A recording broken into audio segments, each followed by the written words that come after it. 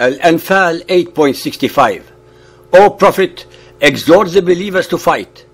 If there be of you 20 steadfast, they will overcome 200, and if there are of you 100, they shall overcome 1,000, because the disbelievers are a folk without intelligence. This surah clearly exposes Islam to be a belief system that not only encourages violence, but actually makes it a sacred duty for its followers to kill anyone who does not believe in the Muhammadan version of Islam. Not only is the all-forgiving Allah exhorting his followers to kill anyone who is not a Muhammadan Muslim, but he is also saying that all so-called unbelievers are so stupid that they will be unable to defend themselves and therefore deserve death. Al-Anfal 8.67. It is not for any prophet to have captives until he has made slaughter in the land. You desire the lure of this world, and Allah desires for you the hereafter, and Allah is mighty, wise. Now, enjoy what you have won as lawful and good, and keep your duty to Allah. Lo, Allah is forgiving, merciful. This verse is in reference to the prisoners that Muhammad held for ransom after the battle. Allah the Merciful is saying that they should all have been killed. In addition, Allah is conveniently commenting that whatever loot Muhammad has plundered is lawful and good, because it was done in the service of Allah. So murder, rape, plunder and destruction are all perfectly fine with Allah as long as they are done in the name of Islam. Muhammad is also assiduously making himself seem very kind for having spared the lives of the prisoners, when in fact he only let them live so he could get more money from the ransom for them. In today's world, this is terrorism of the worst kind. 3. Assassination of poets who criticize Muhammad's murderous ways in the Medina. After the Battle of Badr, the people of Medina were horrified that they had given refuge to such a blatant criminal and his followers in their city. Many began protesting the presence of such violent and murderous people in their city.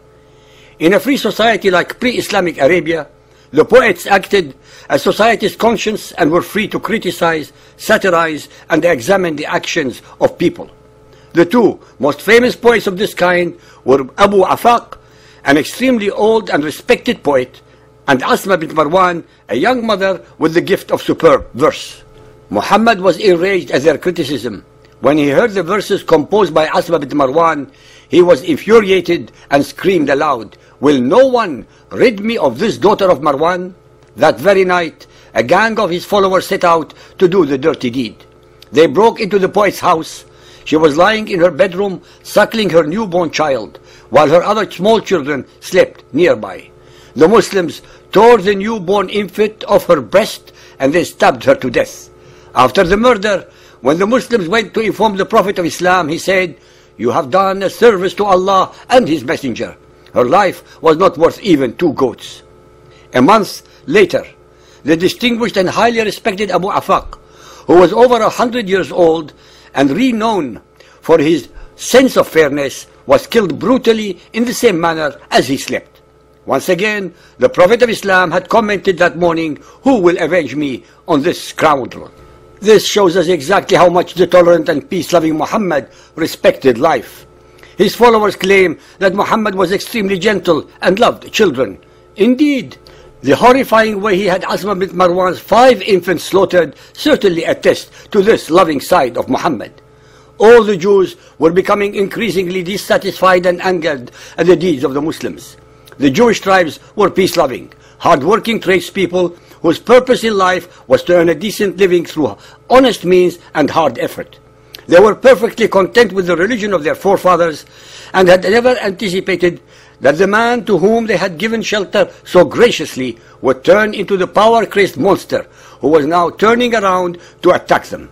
Muhammad was in the position to carry out his hidden ambitions, which became clear soon enough.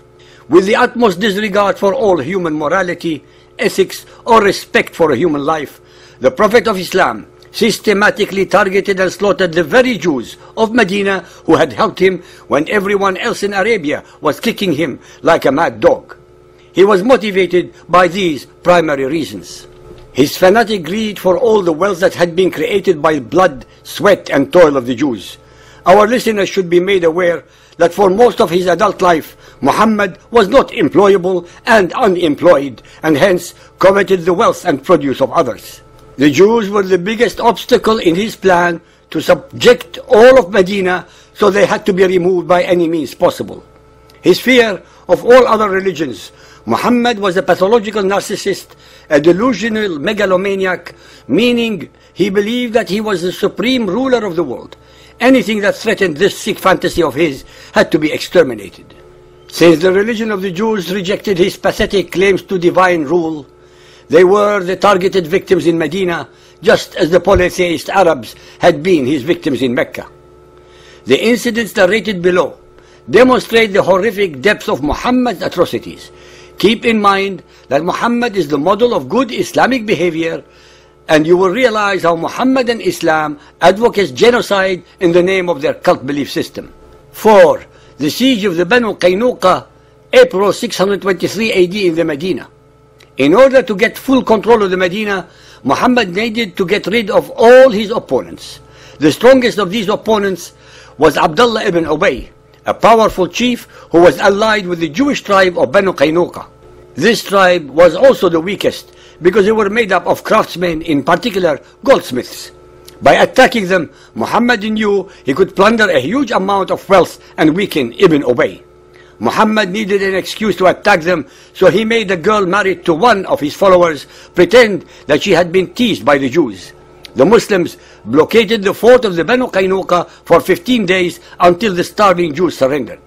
Immediately, Muhammad was ready to kill them all, but Ibn Ubay seized hold of Muhammad and protested.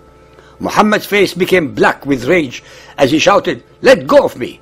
But Ibn Ubay was adamant and shouted back, "No, by Allah, I will not let you go until you deal kindly with my allies. 400 men without armor and 300 with, who have always supported me against enemies. And you want to slay them all in one morning? By Allah, if I were in your place, I would fear a reversal of fortune." At this threat, the cowardly Muhammad turned pale as he realized that all the people of Medina were against him. He hit Ibn Ubay on the face and ordered that the Jews be kicked out of their own homes. All their property was seized and looted. Many of the prettiest women were taken as prisoners to become sex slaves. Muhammad, as usual, kept 1/5 of the enormous booty for himself. This is the way he repaid the kindness of the Jews of Medina, who had given him shelter and refuge when Muhammad had run away from Mecca in fear. The revelations in the 8th surah of the Quran were clearly in reference to the Banu Qaynuqa and anyone who opposed the Muslims. Al-Anfal 8.55. Lo, the worst of beasts in Allah's sight are the ungrateful who will not believe. Those of them with whom you made a treaty, and then at every opportunity they break their treaty and they keep not duty to Allah. If you come to them in the war, deal with them so as to strike fear in those who are behind them, so that they may be remembered. Here Muhammad's acts of planned terrorism against the Jewish tribe is justified by Allah, because according to the merciful Allah, non-Muslims are the worst of beasts. So it is perfectly alright to murder, rape, torture and pillage the non-believers. Not only that, but Allah is advising Muhammad and the Muslims that when anyone protests against the injustices committed by Muslims, the Muslims should make sure and deal with them with such violence that it will strike fear among anyone who may think of supporting dissent.